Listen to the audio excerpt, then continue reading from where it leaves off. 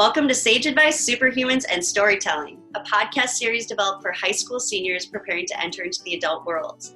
In this series, we interview real-world superhuman experts who have been there and done that, and who are willing to share their stories and sage advice on post-secondary life. All right, so for this episode's guest, we have a person who is very near and dear to my heart. I've known her since, I believe, the 7th grade, which is crazy that, we've maintained a friendship for that long. Her name is Cara McCurrie. She is currently a limited licensed professional counselor for a place called Spectrum Rehabilitation Center down in the Detroit area. So let's get rocking here. Hey, Cara. Hi, Maria. How are you doing? I am doing pretty good. How are you? I'm doing well. How's the Detroit city doing right now? We're holding in there. Yeah. Making her happen. Sweet. Well, yeah. Thank you for agreeing to do this with me. This is awesome, and I'm especially excited because we've known each other for a very long time. So having these conversations with people that I've known for forever is especially exciting because this isn't, we talk about this stuff, but it's not like something that we would actually, take the time to talk about specific questions and topics related to how you've come to be where you're at. So thank you. Of course. Thanks for having me. I'm excited. Absolutely. Okay, so let's just get started with you just telling us a little bit about yourself, anything from, where we are from. We'll show a cute picture of us from high school here, the glory days, just so that the audience here can understand how special we were. But a little bit about yourself, where we're from, your education, majors that you've had, your position now, etc. So just give us a little brief snippet of that. Okay, so I am from a little town called Otsego. Yeah. Most people have never heard of it. Let's see. Education. Okay, so I after high school, I went to Grand Valley State University, and I got my bachelor's in public relations and advertising.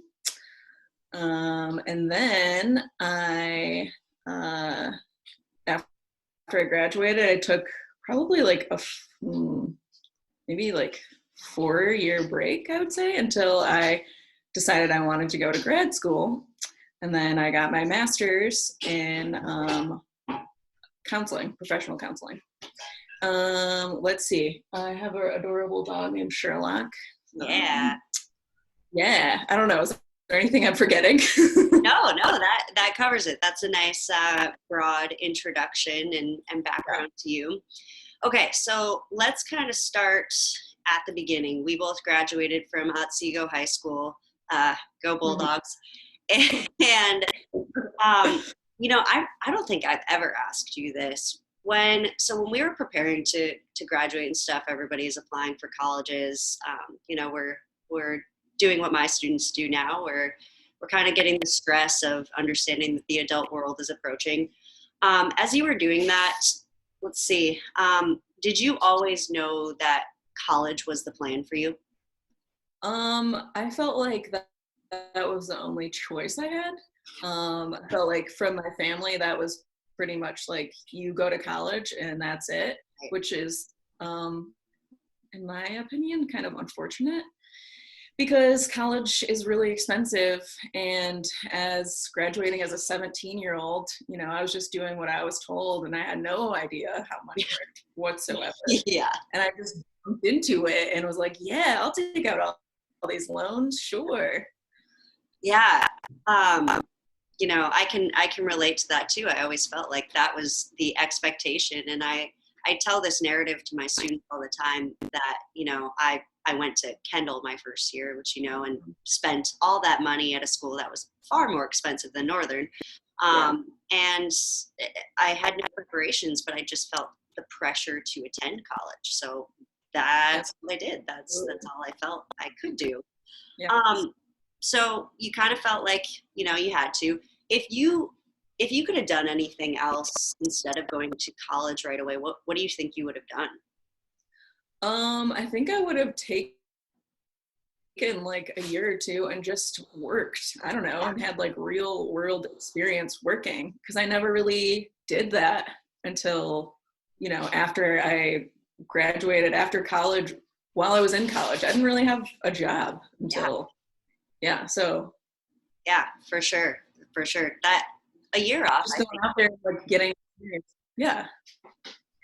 And for us, we were only 17, both of us, you know, being younger in our graduating class. That would have been, I think about that a lot, how nice that would have been to have just a year to collect and figure it out a little bit. Yeah, and I had no idea, like for me personally, I didn't really know what I wanted to do when I went into college. Yeah. So I was just like, oh, this is my only option. Yep, for sure. So that's a nice segue into my next question for you. So, you know, you chose to do college. How did you decide on GVSU? So you went to Grand Valley State. You know, how did you decide that, and how did you ultimately pick your major when you went there? Okay, so I chose Grand Valley because of a couple of reasons. You know, we grew up in Otsego, Plainwell, and Kalamazoo was like the closest, biggest town to us, which is where Western is. And I knew for sure I didn't want to go there because there's a lot of people from our high school going there, and it was a little too close. And I did want to get that like away from home experience. Right. So that's one reason why I chose Grand Valley. And then another reason was that a good friend of ours was also going there. So that kind of sealed the deal as well. Yeah. You'd have that support system, which I think you could second this. Super important, regardless of what career or college you attend, having some sort of support system in that location or whatever else is key. Absolutely. Yeah. So especially for people who are maybe considering GVSU or a college like GVSU, what was maybe your favorite part about being there in particular? I liked that I felt like I was on my own. Yeah. And I liked that I don't know, I had everything there that I needed on campus, like food and store, and that might sound a little funny, but I didn't have to like go outside of campus really. So yeah, everything was there and it was easy to navigate, and it wasn't crazy big either, like U of M or MSU. So I liked that it was a little bit smaller. Yeah, I've been hearing that a lot from people I've interviewed, that they've enjoyed. You know, a good number of the people I've interviewed so far have gone to smaller schools, and you know they had that opportunity to go to state or go to Michigan, but they just felt like, you know, they'd get lost in the, you know, shuffle there, because you really. I mean, class sizes alone. Yeah, absolutely. Yeah. So that's cool that you that kind of resonated with you as well, that, you know, that smaller environment. Mm-hmm. And we got more specific help through that as well. I mean, specialized help. Yeah. Cool. What was your least favorite part about going to college? My least favorite part is that I feel like I didn't still get any real world experience.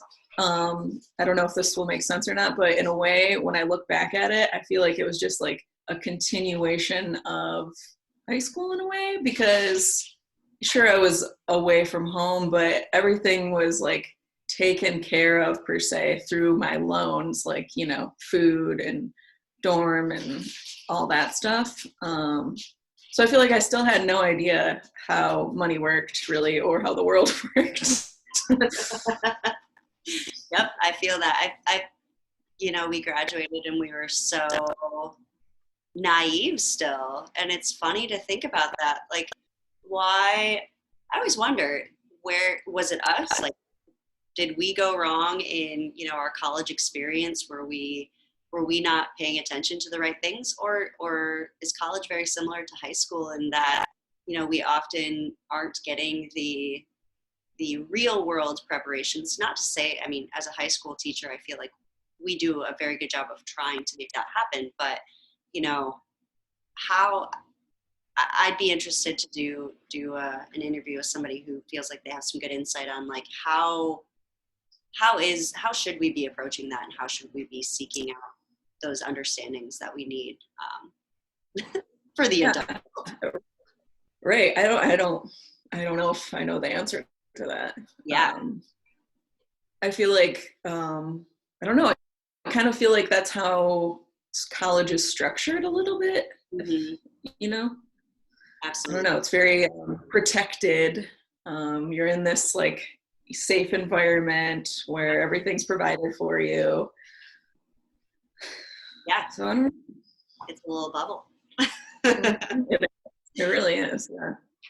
Okay, so fast forwarding a little bit, you took about 4 years off after college, which, I think it's kind of nice that you shared that, because I think oftentimes people who are, who know that they want to get their master's, or who know that that's part of their plan, I think they feel like they've got to do the master's right away, similar to taking a gap year from high school. If you don't get that education right away after, the previous step in your education, then you're not going to do it at all. Did you feel like that was going to happen for you, or did you feel confident in waiting, I guess? Well, really, grad school wasn't really a part of my big plan, I would say. Like looking back when I graduated undergrad, I did think about grad school, but only because I was struggling to get a job in my major, and weirdly enough, like going back to school was something that felt safe to me. But I didn't know even what I would want to get my master's in, so I thankfully decided against doing that. And I was just like, well, I'll just work and get whatever, get a job if I can. And I eventually got a job at the same place where I work now, which is kind of how I got my experience and led me to getting my master's. So, yeah, you had kind of that, fortuitous opportunity there where you were able to just transition very nicely from your time off to, your postmasters, your post-grad career, which is pretty sweet. So tell me, I know I have a lot of students who want to go into the mental health fields, especially because, they're recognizing that is something that, as a society, we do need to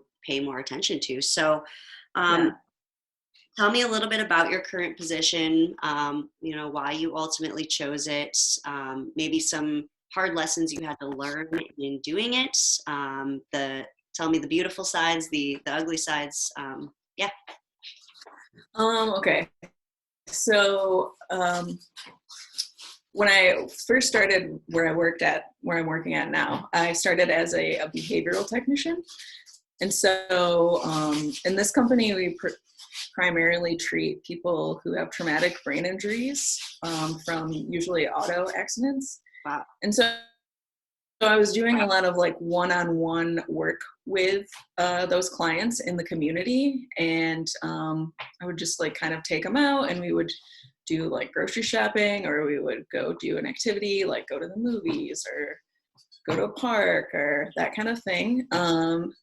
And I really enjoyed that. It was scary at first because I was really had to like push myself out of my shell, because I'm like going in the community, one-on-one with this person. Yeah. And I'm, in charge of, keeping their well-being and making sure everything's going good. So it was definitely very nerve-wracking at first.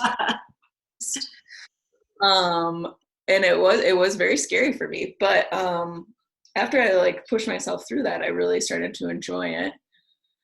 And I could tell how meaningful it was for them. Because a lot of them, they have family maybe, but they're not involved, or they don't have family, like they're alone, and really like me or whoever else would be working with them would like, provide structure to their days. And otherwise, who knows where they would be or what they would be doing. For sure. Yeah. So I also like volunteered for this kids oncology camp, which also kind of led me to getting my master's.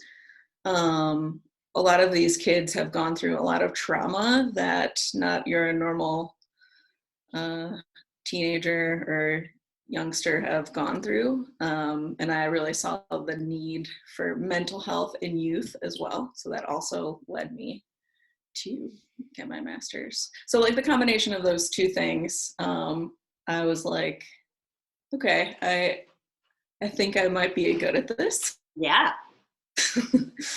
Like talking with people, I like listening. So then, yeah, that's when I decided to get my master's. And so I went to Oakland University for that. Great. And yeah, I lost train of thought. What else was I needing to answer? That's okay. Stream of consciousness takes over, and then that's it. No, I mean, you kind of covered it. What's been, I guess, the hardest part, and you kind of touched on how, being responsible for a human being's well-being is terrifying. Wow, yeah. Especially somebody who's had traumatic injuries, and also what's been, I guess, the most rewarding. Tell me a little bit about the name of that camp that you worked at, and what's been drawing you back to that place, because you've continued to volunteer there, right? Yeah, I haven't gone the past couple summers just because of graduating and work, unfortunately. Yeah. But the name of the camp is Special Days Camp, and it's an oncology camp, and it's 2 weeks. And the first week is the siblings of the kids with cancer, and then the second week is the kids with cancer. And it's hard to put into words, that camp, because it's literally like a whole week that those kids can kind of like leave the stress of their homes and expectations behind. Like, when you have a sibling who is battling cancer, a lot of the attention's on them, and you're maybe expected to take care of yourself or be strong.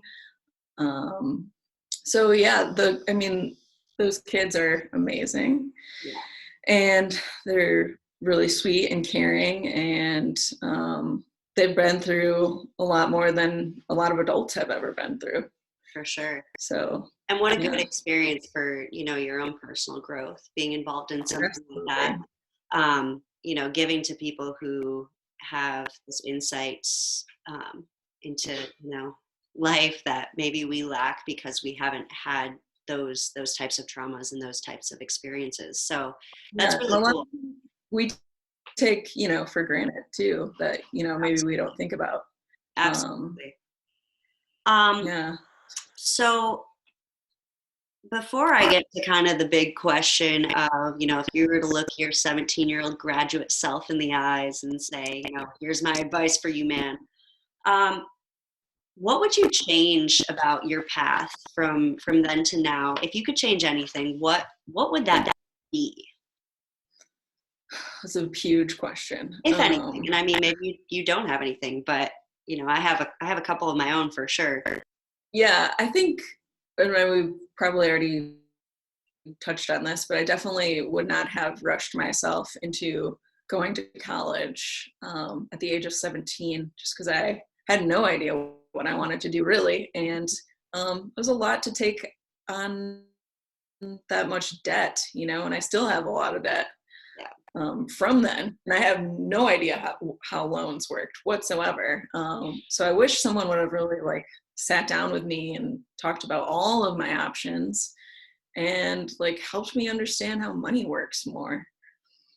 For sure. Yeah. Um, I think we need to find ways to make that happen, for people, for sure, going into, coming of age and going into the adult world now, because that seems to be a common theme.